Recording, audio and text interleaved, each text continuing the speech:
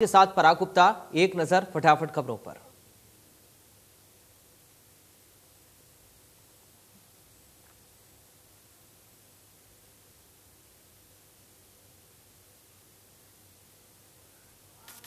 प्रधानमंत्री नरेंद्र मोदी आज उत्तराखंड के दौरे पर हैं। इस दौरान पीएम मोदी ने देश को 35 ऑक्सीजन प्लांट समर्पित किए। इन प्लांट्स को पीएम केयर फंड के तहत तैयार किया गया है।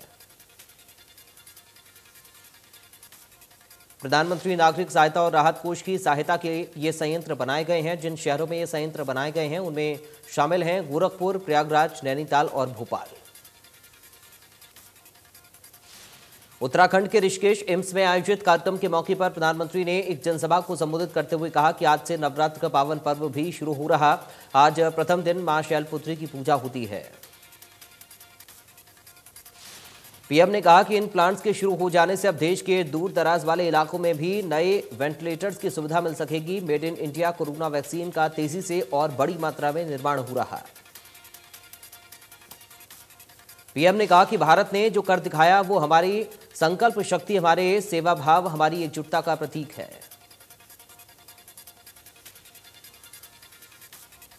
शामली के हरियाणा बॉर्डर से हरियाणा के पूर्व सीएम भूपेंद्र हुड्डा और प्रदेश अध्यक्ष कुमारी सैलजा समेत अन्य कई नेता लखीमपुर के लिए निकले थे, लेकिन शामली प्रशासन ने उन्हें हरियाणा यूपी बॉर्डर पर रोक दिया, आगे जाने की अनुमति नहीं दी। जिसका विरोध करते हुए हरियाणा के पूर्व CM Bhupendra Hooda UP Haryana border पर धरने पर बैठ गए। 1 घंटा धरना देने के बाद कांग्रेसी वापस लौट गए। लखीमपुर खीरी कांड मामले पर आज सुप्रीम कोर्ट में सुनवाई हुई। फिलहाल मामले को शुक्रवार तक के लिए टाल दिया गया है।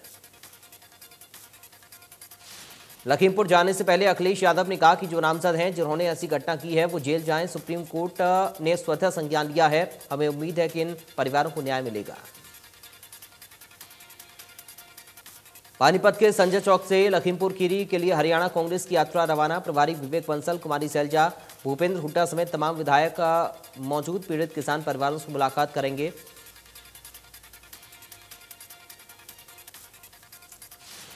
कांग्रेस महासचिव प्रियंका गांधी और पार्टी के पूर्व अध्यक्ष राहुल गांधी अन्य नेताओं के साथ लखीमपुर खीरी पहुंचे। लखीमपुर हिंसा में मारे गए लोगों के परिवार वालों से मुलाकात कर उन्हें सांत्वना दी।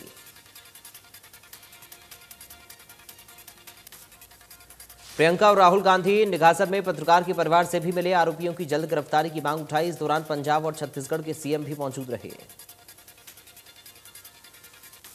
सिरसा के एलनाबाद उपचुनाव को लेकर बीजेपी प्रत्याशी गोविंद कांडा ने नामांकन किया। उनके साथ बीजेपी के प्रदेश अध्यक्ष ओपी धनखड़, पूर्व प्रदेश अध्यक्ष सुभाष बराला और जिलाध्यक्ष आदित्य देवीलाल और अन्य लोग मौजूद रहे।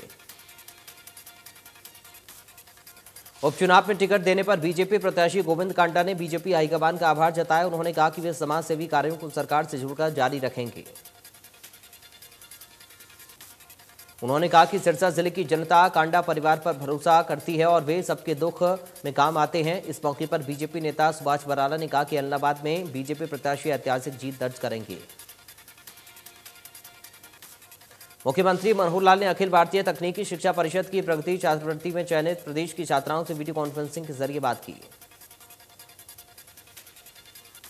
इस मौके पर मुख्यमंत्री ने कहा कि यह गर्व की बात है, अखिल भारतीय तकनीकी शिक्षा परिषद की ओर से आरंभ की गई छात्रवृत्ति योजना में हरियाणा से प्रगति छात्रवृत्ति के लिए 280 छात्राओं और सक्षम छात्रवृत्ति के लिए 19 छात्राओं का चयन हुआ है। हरियाणा कांग्रेस के विधायकों ने स्पीकर ज्ञानचंद गुप्ता को पत्र लिखकर शिकायत दी है कि उन्हें विधानसभा में उनके हिस्से का समय बोलने को नहीं दिया जाता, जिस पर स्पीकर ज्ञानचंद गुप्ता ने कहा कि सभी विधायकों को नियम संगत समय दिया जाता है। कांग्रेस के विधायकों का समय उनके नेता प्रतिपक्ष ज्यादा बोलकर खत्म कर देते हैं। बता दें कि 1 दर्जन से ज्यादा विधायकों ने विधानसभा अध्यक्ष ज्ञानचंद गुप्ता को शिकायत दी है कि उन्हें सदन में बोलने का मौका मिलना चाहिए। कांग्रेस के नए विधायक नीरज शर्मा ने विधानसभा अध्यक्ष को खत लिखा। उन्हें सदन में बोलने का मौका नहीं मिलता। नीरज शर्मा के साथ कांग्रेस के 12 विधायकों ने भी इसी तरह की शिकायत रखी। विधानसभा अध्यक्ष ने भी माना कि कांग्रेस विधायकों का खत उन्हें मिला है, लेकिन सदन में विपक्ष के विधायकों में कौन बोलेगा या नहीं, इसकी लिस्ट नेता प्रतिपक्ष भूपेंद्र हुड्डा ही देते हैं। उन्होंने कहा कि नए विधायकों ने अपनी जो बात उनके सामने रखी है सदन में वो इस पर जरूर विचार करेंगे। आज से शारदीय नवरात्र का पावन पर्व शुरू हो गया। देश भर में माता के मंदिरों में सुबह से ही भक्तों की भीड़ उमड़ी। नवरात्र में मां दुर्गा के 9 रूपों की पूजा होती है। पीएम मोदी ने दी नवरात्र की बधाई। पीएम मोदी ने ट्वीट कर लिखी, ये त्योहार सभी के जीवन में सुख समृद्धि लाए। कांग्रेस नेता राहुल गांधी ने ट्वीट कर सभी को नवरात्र की शुभकामनाएं दी। सीएम मनोहर लाल ने देशवासियों को शारदीय नवरात्र की बधाई दी। सीएम ने ट्वीट कर लिखा, मां अम्बे सभी के जीवन में सुख, शांति और समृद्धि लाए।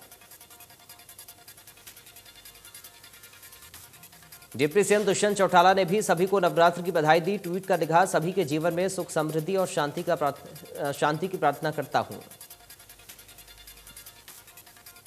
शारदीय नवरात्र के पहले दिन पानीपत के ऐतिहासिक प्राचीन देवी मंदिर में भी भक्तों की भीड़ देखने को मिली। मां दुर्गा के मंदिर के अंदर सावधानी के साथ पूजा अर्चना की इजाजत दी गई। कुरुक्षेत्र में नवरात्र उत्सव पर मंदिरों में श्रद्धालुओं की भीड़ उमड़ती हुई नजर आई। प्रदेश की एकमात्र सिद्ध शक्तिपीठ देवी कूप भद्रकाली मंदिर में लोगों ने माता के दर्शन किए।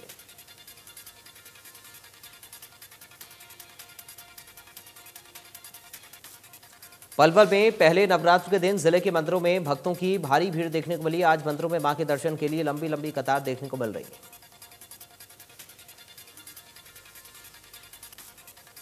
अग्रसेन जयंती पर सीएम मनोहर लाल ने उन्हें नमन किया। सीएम ने ट्वीट करते हुए लिखा, महाराजा अग्रसेन जी द्वारा समाज के सभी वर्गों के कल्याण के लिए किए गए कार्यों का सदैव उनको याद रखा जाएगा।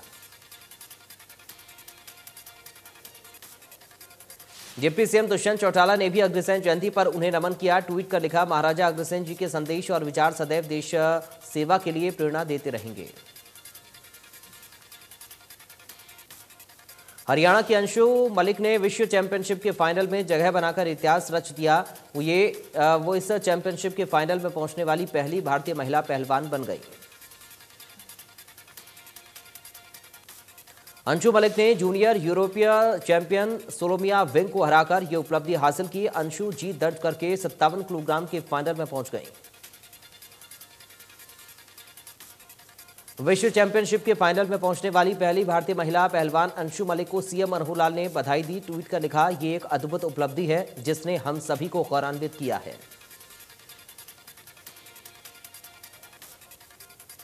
कुरुक्षेत्र में थानेसर से बीजेपी विधायक सुभाष सुधा ने अनाज मंडी का दौरा किया। सुभाष सुधा ने धान बिक्री का जायजा लिया। विधायक सुभाष सुधा बोले, मंडी में कोई समस्या नहीं है। विधायक ने कहा कि फसल का एक एक दाना खरीदा जाएगा। विधायक के मंडी दौरे को लेकर प्रशासन भी अलर्ट मोड पर नजर आया। सोना में महाराजा अग्रसेन जयंती के मौके पर अग्रवाल समाज ने देवीलाल स्टेडियम में खेलकूद प्रतियोगिता का आयोजन किया।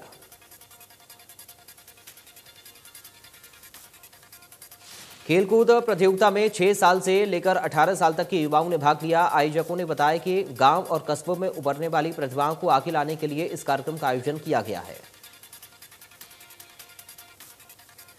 आयोजित क्रिकेट मैच में गुड़गांव, फरीदाबाद, मेवा और आसपास की क्षेत्र की टीम ने हिस्सा लिया। इसका विजेता खिलाड़ियों को अग्रवाल समाज की तरफ से सम्मानित किया गया।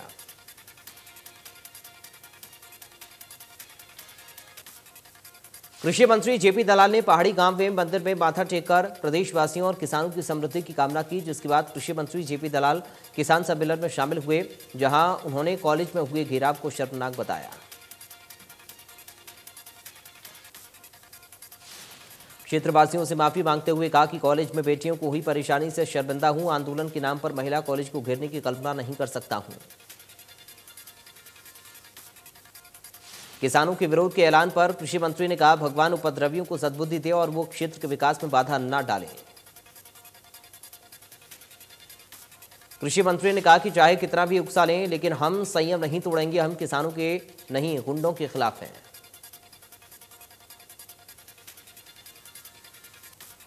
यमुनानगर की सभी 13 अनाज मंडियों में आड़ती व मिलर्स ने हड़ताल की। मंडियों में लाखों क्विंटल धान भी मंडियों में आ चुका है, लेकिन उसकी अभी तक खरीद शुरू नहीं हुई है।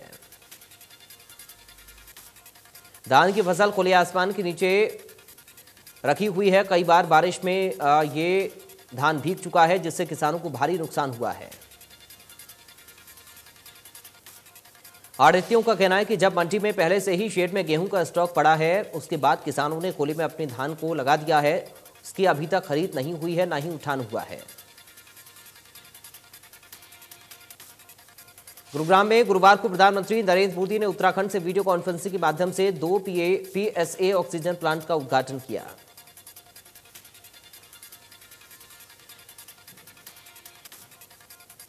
देवीलाल स्टेडियम में बने PSA ऑक्सीजन प्लांट की क्षमता 1650 LPM है, जो कि हरियाणा का सबसे बड़ा ऑक्सीजन प्लांट है। देश में पिछले 24 घंटे में कोरोना वायरस के 22,605 नए मामले सामने आए, 24,611 रिकवरी, 315 लोगों की मौत। महाराष्ट्र में 24 घंटे में कोरोना के 2,401 नए केस, एक दिन में 39 मरीजों की मौत। महाराष्ट्र में अभी 33,000 से ज्यादा केस एक्टिव। दिल्ली में 24 घंटे में कोरोना के 27 नए केस, 76 मरीज रिकवर। दिल्ली में अभी 349 केस एक्टिव।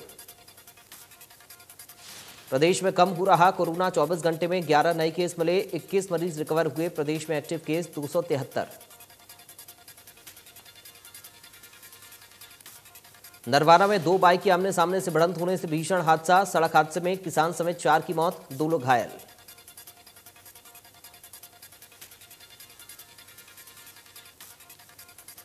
यह हादसा नरवाना के दबलेन रोड पर हुआ। घायलों को नागरिक अस्पताल में भर्ती करवाया गया। कैथल में बिजली निगम के जेई पर 44 लाख रुपए हड़पने का मामला सामने आया। निगम के बार बार नोटिस देने के बावजूद जेई ने सामान जमा नहीं कराया। उत्तर हरियाणा बिजली वितरण निगम कैथल डिवीजन नंबर 2 के एसडीओ केशव ने थाना सिविल लाइन में केस दर्ज करवाया कि जेई प्रदीप कुमार ने 44,400,000 रुपए का सामान निगम को जमा नहीं करवाया। कुरुक्षेत्र के पहुबा में धान खरीद केंद्र पर धान की ट्रॉली बिजली की तारों से टकरा गई, जिससे ट्रैक्टर में आग लग गई। ट्रैक्टर चालक ने कूदकर अपनी जान बचाई। जैसे ही हाइड्रोलिक ट्रॉली को ऊपर उठाया गया तो बिजली के ढीले हाई वोल्टेज तारों से टकरा गई। कुछ सेकंड में ही आग ने ट्रैक्टर को अपनी चपेट में ले लिया।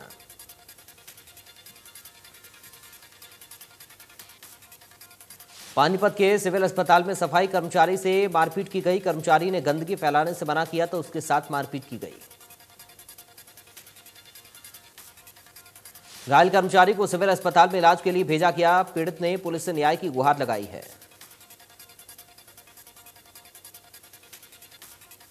हिसार में किसान विधायक डॉक्टर कमल गुप्ता के आवास का घेराव करने के लिए पहुंचे। प्रशासन ने आवास से कुछ ही दूरी पर किसानों को रोक दिया।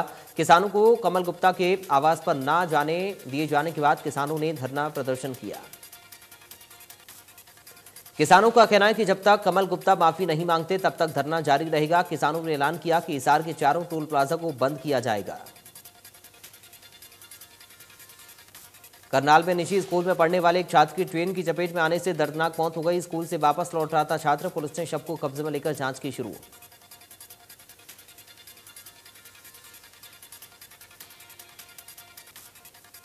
चरखी दादरी की राजकीय स्नातकोत्तर कॉलेज में सोमवार से क्लास लगेंगी, जिसे लेकर कॉलेज प्रबंधन पूरी तैयारी में जुटा हुआ है। कॉलेज में अभी मंगलवार तक बीए में 114, बीकॉम में 4 विद्यार्थी दाखिला ले चुके हैं। कॉलेज के प्रिंसिपल ने कहा कि इस महीने के आखिर तक बीए की सभी 240 सीटों पर दाखिला हो जाएगा। शहरों और आसपास के गांवों के बच्चे दाखिले के लिए पहुंच रहे हैं। जिला मुख्यालय के कॉलेज के लिए ऊबड़ खाबड़ रास्ते को पक्का करने का काम जोरों पर चल रहा है।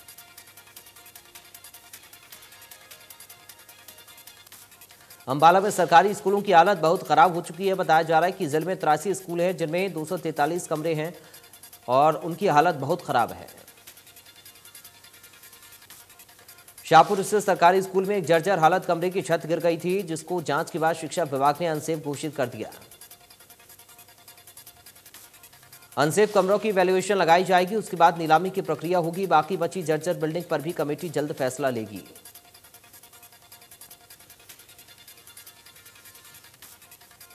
जींद में आंगनबाड़ी कार्यकर्ताओं ने बुधवार को अपनी मांगों को लेकर लघु सचिवालय के बाहर बस स्टैंड पर धरना दिया। प्रदर्शन के दौरान आंगनबाड़ी कार्यकर्ताओं ने करीब 20 मिनट तक बस स्टैंड के सामने रोड पर जाम कर दिया। वहाना रोड पर वाहनों की लंबी लाइन लग गई। वाहन चालकों को काफी परेशानी हुई। आंगनबाड़ी कार्यकर्ता यूनियन ने बताया कि आंगनबाड़ी वर्कर्स का शोषण किया जा रहा, मेहनताना तो नाम मात्र दिया जाता है, लेकिन काम एक सरकारी कर्मचारी से भी ज्यादा लिया जा रहा है। पानीपत के नगलार में 26 वर्षीय महिला की संदिग्ध परिस्थितियों में मौत का मामला सामने आया, जिसमें महिला के परिजनों ने ससुराल पक्ष पर दहेज न देने के कारण हत्या का आरोप लगाया। पानीपत के सिविल अस्पताल में महिला के परिजन और ससुराल पक्ष में हुआ जमकर हंगामा, परिजनों की मांग पुलिस उचित कार्रवाई करे। जाखल में लमनीश वी मोंटे हत्याकांड में किसी भी आरोपी की गिरफ्तारी न होने पर भड़के परिजनों और बस्ती के लोगों ने थाने के सामने जाखल भूना मार्ग पर लगाया जाम, किया प्रदर्शन। परिजनों का कहना है कि डीएसपी टोहाना ने आश्वासन देते हुए धरने को उठवाया था, लेकिन उन बातों को भी एक सप्ताह बीत चुका, मगर पुलिस अभी तक इस मामले में किसी को गिरफ्तार नहीं कर पाई है। नवरात्र को लेकर गुरुग्राम में माता शीतला मंदिर में सुरक्षा और सुविधा के पूरे इंतजाम किए गए। कोरोना के मद्देनजर रखते हुए सभी भक्तों को कोरोना के नियमों का पालन भी करना होगा।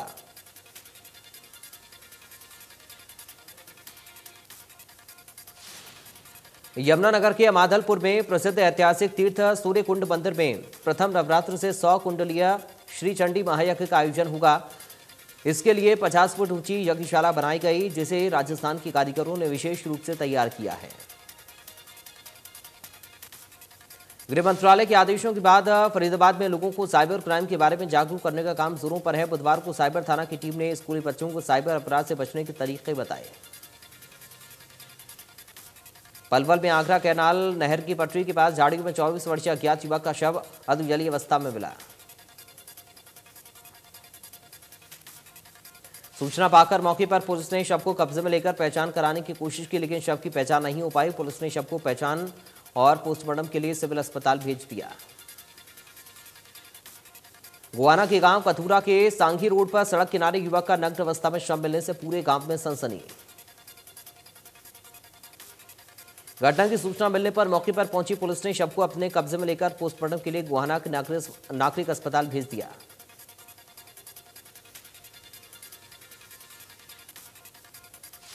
यमुनानगर में 5 साल पहले हुए हाई प्रोफाइल मर्डर के मामले में सेशन जज ने पत्नी समेत 4 लोगों को उम्र कैद की सजा सुनाई है।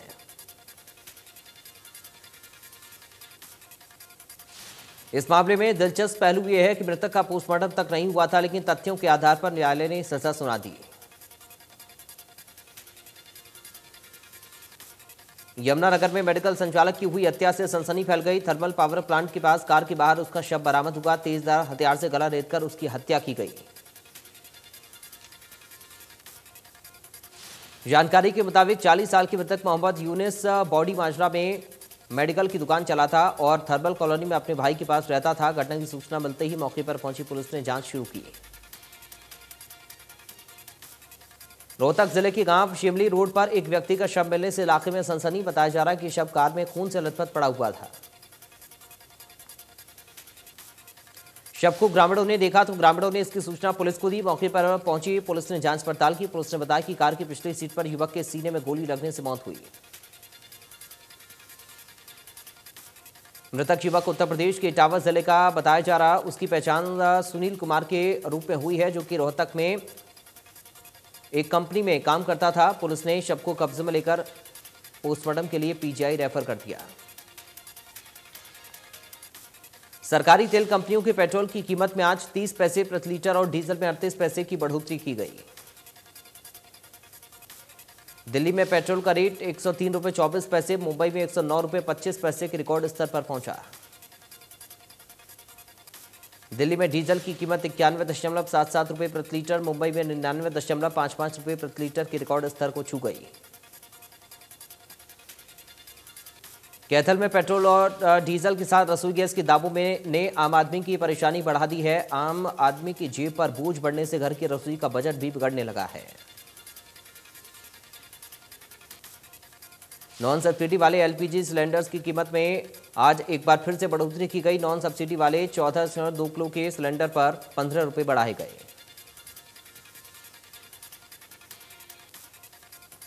दिल्ली मुंबई में नॉन सब्सिडी वाले घरेलू एलपीजी सिलेंडर की कीमत 884.50 रुपये से अब 899.50 रुपये हो गई। पाकिस्तान में सुबह भूकंप के झटके महसूस किए गए। इसमें कम से कम 20 लोगों के मरने की आशंका, जबकि बड़ी संख्या में लोग घायल हुए। पाकिस्तान के हरनई इलाके में आए भूकंप की तीव्रता 6 मापी गई। इससे भारी नुकसान की आशंका। जम्मू कश्मीर के श्रीनगर में गुरुवार सुबह आतंकियों ने ईदगाह इलाके में स्थित एक स्कूल में हमला कर दिया। इस हमले में स्कूल के प्रिंसिपल और टीचर की मौत हो गई।